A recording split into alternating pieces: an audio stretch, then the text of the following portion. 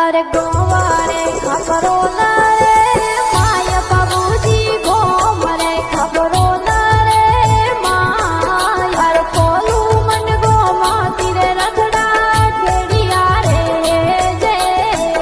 हाँ अरे आया परा से नोरे रे बोल बाबूजी आया परा खबरो न रे माय अरे विष्णु जी बुआ जी रे काढे जमिया अरे सिमरों में तो बाबूजी रातोड़ ने सिमरों में तो खबरों लड़ा अरे गुजरात कालू कम थोड़ा बेसना रे जे हाँ अरे गोवारे खबरों